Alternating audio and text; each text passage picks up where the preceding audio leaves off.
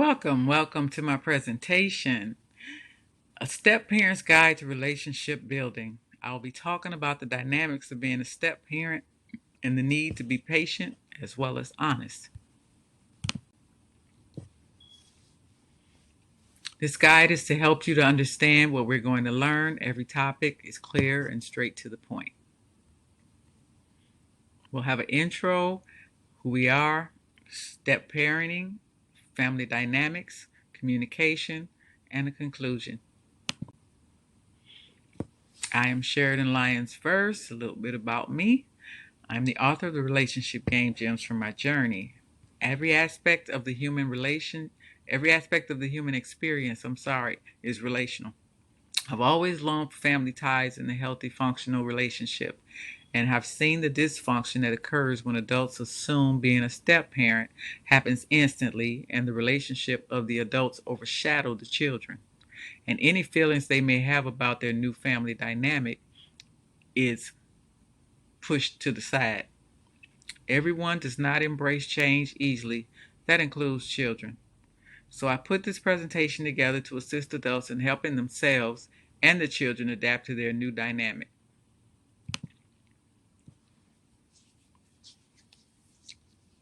Some history on some of my work. The Relationship Game Gems from My Journey was written in 2015. I share a relational gems to help transcend and transform single women with gems of self-respect, self-esteem, and dignity. We've also written The Soul Fusion. That's the revelation of the effects of sex on the human soul. We have a podcast called It's All Relative, where we share encouraging sessions of faith and relationship.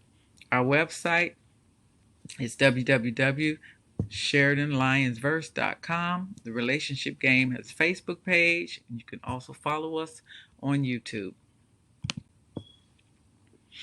Once again, I'm Sheridan Lyons Verse, and I will be your presenter for this evening. So good to have you here. Congratulations. You are embarking on a new family dynamic. Being a step parent can be very challenging and sometimes discouraging when we don't know where to start. I will walk you through steps I've learned as a step parent. I hope to help someone develop an amazing, healthy relationship with your stepchild. I am so excited you stopped by to learn and grow with us. Let's break the ice. Shout out your state or your town in the comments below, because we are all in this together. Say hey.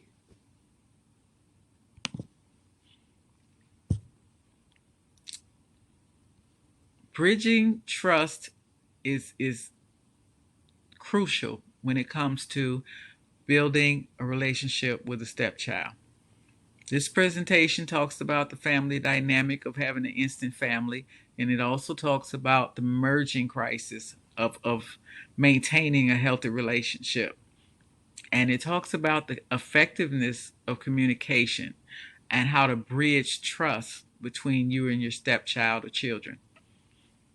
Now, if you've married her or him, you've married their children also. You instantaneously have a family. But becoming a parent or of a stepchild does not happen instantaneously. Understand that the child is on the outside of that relationship until you invite them in. This is done by building a bridge of trust between you and the child. The child's parent accepted you, but you are a stranger to that child. Sometimes even seen as an intruder in their home. Depending on the age of the child or the sex of the child, males are more territorial than females. So a teenage male would probably be more of a challenge because he's territorial and he sees you as an intruder more so than a family member. Girls are a little easier to trust. They're not as territorial, but you may have issues when it comes to a male simply because of that reason, especially if you are a male coming into that male home. Learning how to include the child or children into the relationship you have already built with their biological parent will determine the success of the new family dynamic you've taken on. I like to refer to this phase as the merging crisis, and this is the phase where you're either liked or you're disliked. Now, all children are not created equal, And when I say that, I mean they're all not the same. They have different personalities, different characteristics. That being said, there will be acceptances in some cases of step parenting and rejections in some cases of others. In the beginning, it is not unnormal for a child to display a dislike for you. Younger children, ages newborn to toddler, can be easier to form bonds with. Relationships with adolescents and young adults, as I stated before, can be a little more challenging because in the teen years, they're in the stages of forming and trying to form an identity. They're going through self-acceptance and establishing being, belonging and fitting in. And these factors can cause strain and even destroy a bonding and establishment of relationship by a step parent.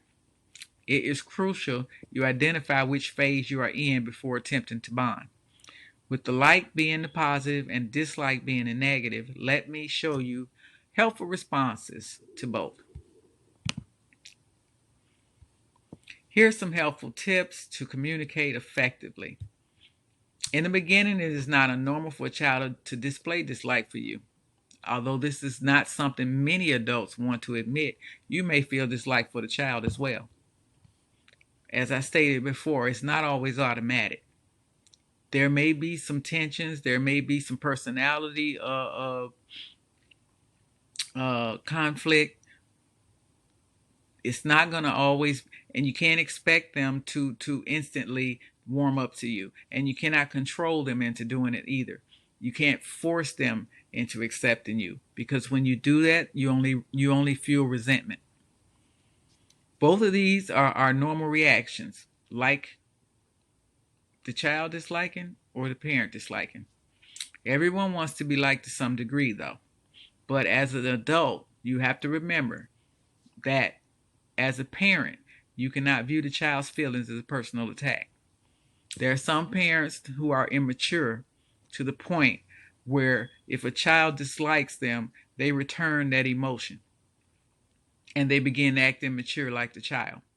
But you don't want to do that, because if you do that, all you're going to do is destroy that child's trust in you, and you're going to make that child think you don't like you. You don't like them, which at this point maybe you don't. But it's important that as an adult that you be more mature than the child. Meaning, even if you do feel a dislike, offer that child unconditional love regardless, because you can love the parent enough to love the child. If you don't love the child, if you don't love the parent enough to love the child, then you shouldn't be there. But because you're declaring you love that child's parent, that should give you what you need to get over your dislike for that child and to learn to love that child. So instead of using that negative emotion as a way to show them unconditional love, as a way to show unconditional love to them, it is important that you learn and become a listener as a parent. Sometimes they just want you to listen to them. Sometimes they just have to be heard or feel that they are being heard. And a lot of times in relationships where parents have gotten together and there are children involved, sometimes children fall by the wayside and they're not really involved, so they don't feel like they're being heard. They are many times expecting the same negative emotion to be returned. It is a form of protection against rejection, especially if they have displayed anger or been mean where you're concerned. So they will expect you to return those emotions. But as the parent, as the adult, you cannot do that. It's imperative that you don't do that.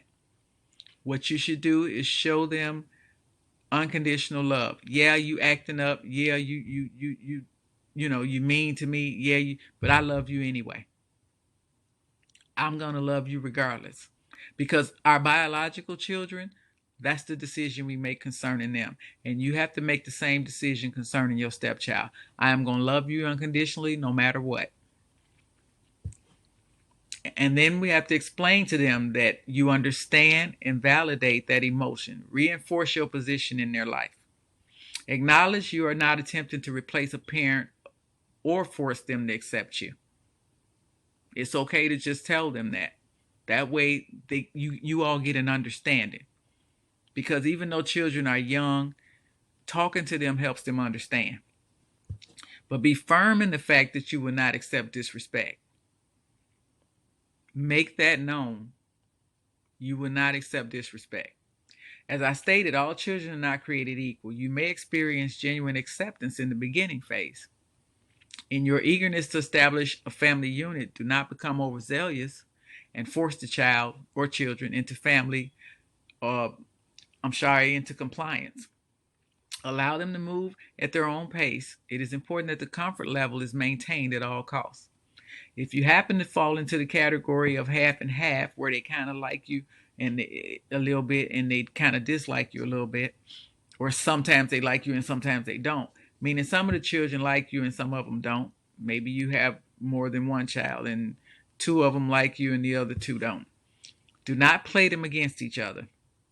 Children may be young, but they are far from being dumb. They're far more perceptive than what we give them credit for.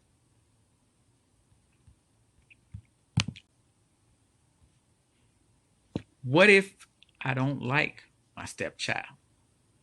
Now, I mentioned this before. The stepchild not liking you, but you could also feel you don't like them. So what if I don't like my stepchild? So let's talk about that. That's the unthinkable, right? The thing that would cause people to look at you sideways if you admitted it. The first thing you must do is acknowledge the truth. You just don't like the kid. The second thing you must do is realize what it is about the child that you dislike. Is it something you can live with? If not, will it cause a strain or demise in your relationship to the child's parent if you were honest about what you feel with them? Is the child acting out, or is it a character flaw, or perhaps a training issue? Once you know the answer to these questions, you are ready to devise an action plan. If it's a character flaw, you may be able to help fix it with training, or maybe even just good advice. Use spouse as a buffer if needed. So use mom or dad as a buffer if you need to. If you determine the child is acting out, you need to find out if it's retaliatory, vindictive, or maybe a need for attention, which would indicate more displays of love from you are needed. Do not be afraid to give yourself with no expectations of return on investment. After all, relationship is 80% giving and 20% receiving. Keep in mind, the same effort you put forth to extend yourself to win the heart of the child's parent will need to be used to win the heart of the child as well. You must be patient. Most importantly, remember,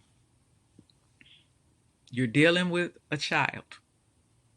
You are a stranger coming into that child's home. Mom or dad may know you, but the child does not.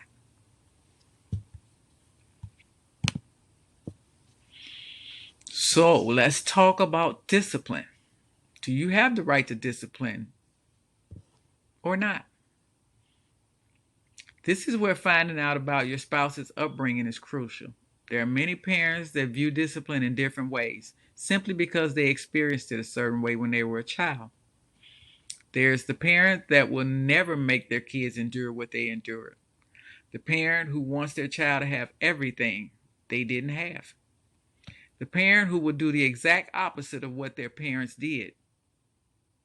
And the parent who believes the child should never be disciplined in any way.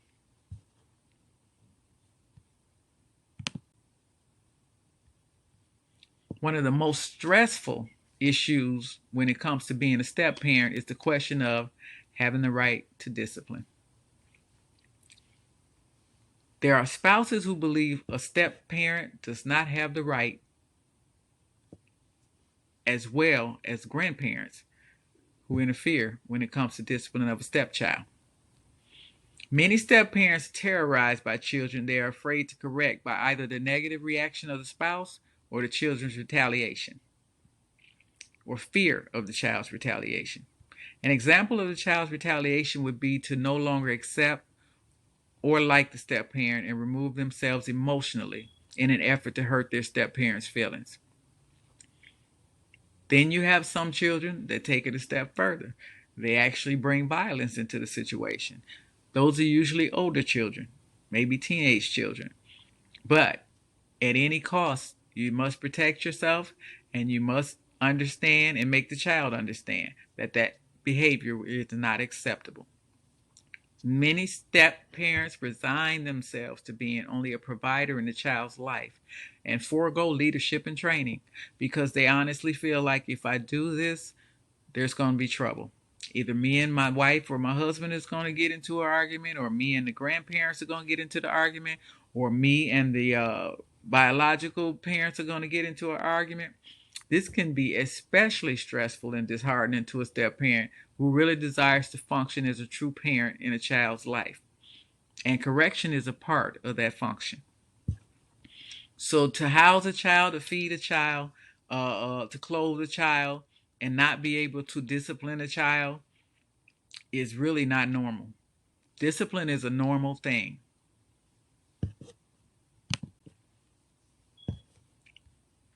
The Bible says,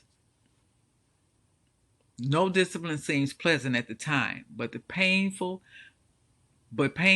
later on. However, it produces a harvest of righteousness and peace for those who have been trained by it. So it may hurt in the beginning, but it will yield a peaceable fruit in the end because it'll be a learning. Discipline is a good thing. We all need it. Undisciplined people are people that are rebellious and wild and crazy and disrespectful. And you do not want your children to grow up like that. So you must exercise some type of discipline. So the spouses or the child or the biological parents are reacting and saying, hey, hands off. Let's look at the scenario of a spouse or child's biological absent parent or grandparent denying a step parent the right to correct or discipline. One might think that in every instance, a step parent absolutely has the right to discipline a child. After all, they are housing, feeding, and taking care of, and they absolutely do. However, the other named factors involved pose a problem in this truthful and logical statement. It is both important and necessary for the step parent to gauge the means versus the end. There are questions that need to be addressed before entering into a ready-made family. But most people don't talk about these things until after the wedding. Let's look at some ways to handle the different obstacles a step parent will encounter in this case.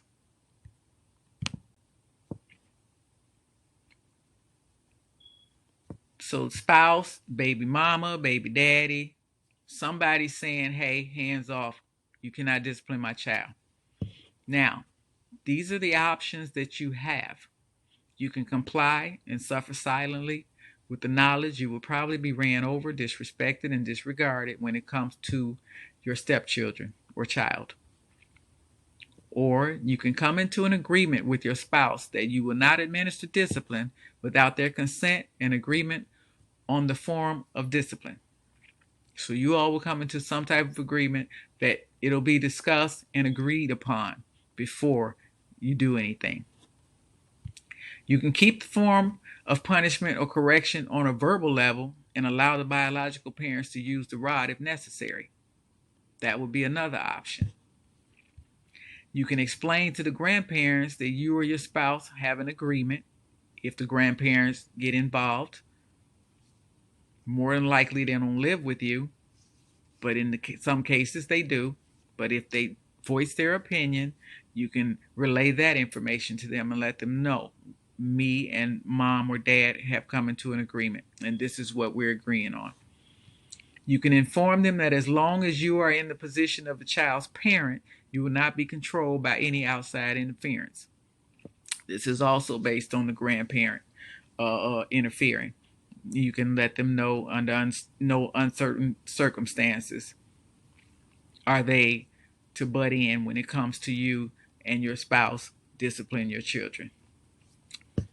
You can also comply and suffer silently with the knowledge you will probably be ran over, disrespected, and disregarded when it comes to your stepchild. Nobody wants to feel that way. Nobody wants to live that way.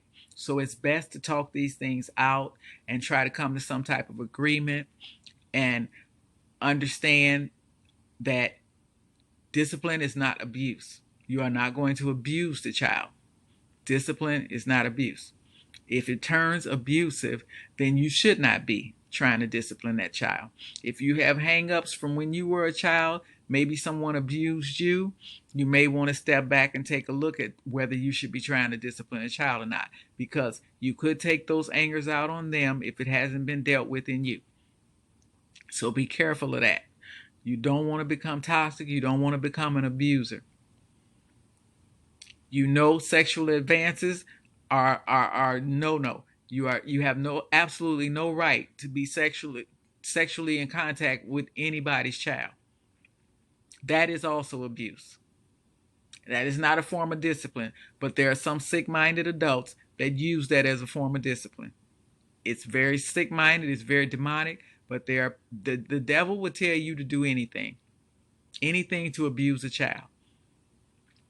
But I'm telling you, that is not discipline. Slinging them around, throwing them around, slamming them up against walls, that is not discipline. That is abuse, and you should go to jail for it. Nobody's child should have to endure that just to live in a house with you.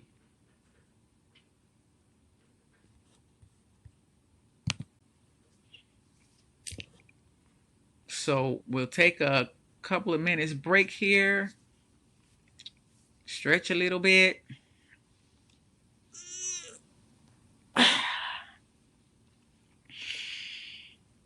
Take a couple deep breaths.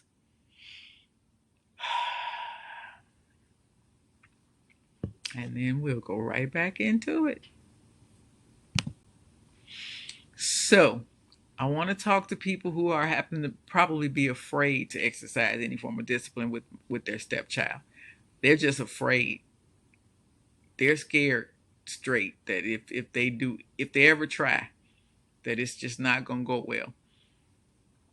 Okay, does the thought of applying any form of discipline to your stepchild frighten you? Do you live in terror of being in a home with rebellious, unruly children that you can't say anything to or do anything to correct their behavior? The Bible in Proverbs 13:24 says, if you spare the rod, you hate his son. He that spares the rod hates his son. But he who loves him is diligent to discipline him. Let me say this about discipline. Did you know that children translate healthy discipline to love? They equate your caring with your discipline, and a parent who falls short on discipline are not respected and viewed as uncaring. A child, they use that as a gauge to see if you care. They may not like it when it happens, but when it's over, they will translate it as you care. Even when they get older in life, there's so many adults that'll go back to their parents and say, Mom, Dad, thank you so much for not letting me get away with that. They may not like it when it happens. Like the Bible said, it's not nice when it's happening, but down the line, it will yield a peaceable fruit. You'll get a harvest. Many adults grow older and blame poor parental child rearing for many of their adult situations. You don't want to be one of those parents. As a step parent, you do have the right to discipline the child you are raising as your own. You do. However, if your discipline is not coming from a place of love, it is best to refrain from it.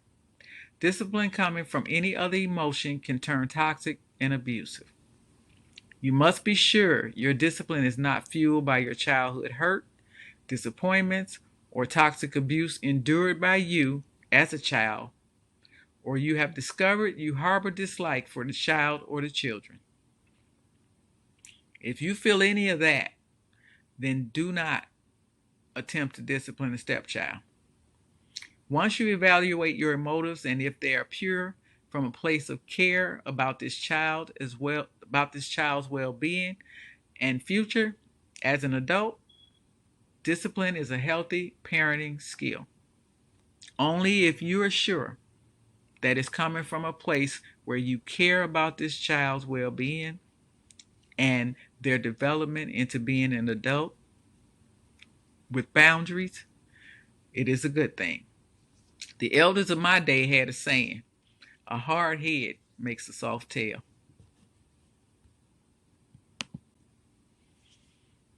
In conclusion, I want to point out just these three things. Honesty. We're talking about a bridge of honesty and trust must be built from you to your stepchild. You must seek to win their heart by showing them you really care and love them as much as you say you love their mom or their dad. Children can sense genuineness. They can sense love. They need consistency and they need guidance. They need to be able to trust you. Trust must be earned and demonstrated. To break a child's heart is to break their trust in you. Relationship. The relationship is not just between you and the child's parent. You need to build a bridge to the child as well. Your love for their mom or their dad will enable you to do all necessary to accomplish this. Look at it this way. You may be feeling a void in that child's life, and they may feel a void in yours as well.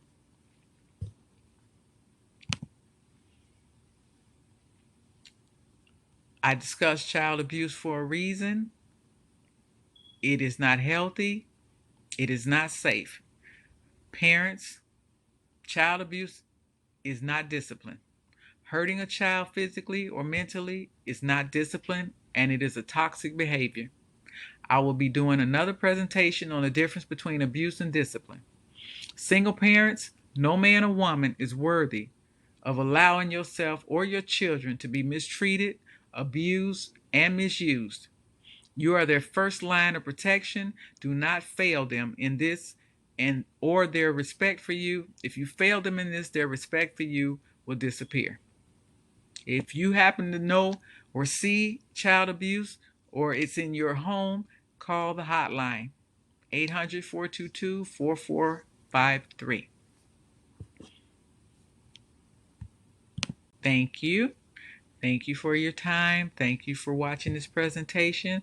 I hope it has helped someone, and I hope you'll be a great step parent. I have question time here. You can put your questions in the comments below. I will do my best to answer them all. And you be blessed.